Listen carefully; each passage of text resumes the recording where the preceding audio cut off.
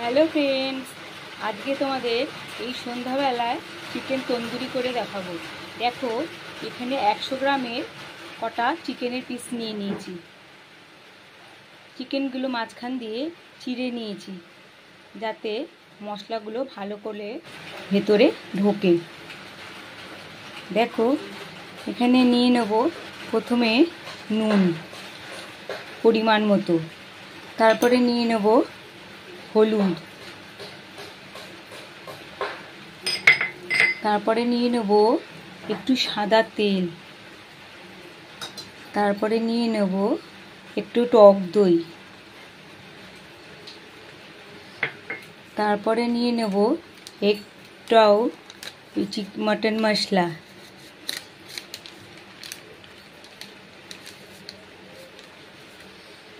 তারপরে নিয়ে নেব একটু কাশ্মীরি লঙ্কার গুঁড়ো, তারপরে নিয়ে নেব তন্দুরি মশলা, তারপরে নিয়ে নেব গরম মশলা। দেখো, এইগুলো ভালো করে ম্যারিনেট করে নেব হয়, কেননা ভিতরে এই মশলাগুলো ভালো ঢুকবে আর খেতেও সুস্বাদু হবে।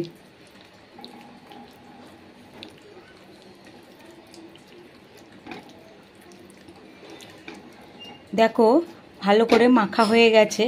এবার 1 ঘন্টা একটু ফ্রিজে রেখে দেব, তারপরে বের করে ভাজবো।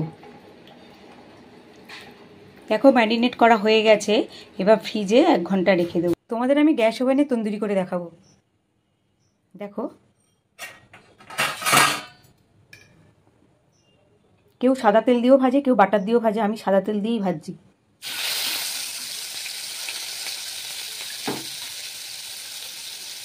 পিসগুলো একটু লম্বা শেপের কেটে ফেলেছে, যাই হোক।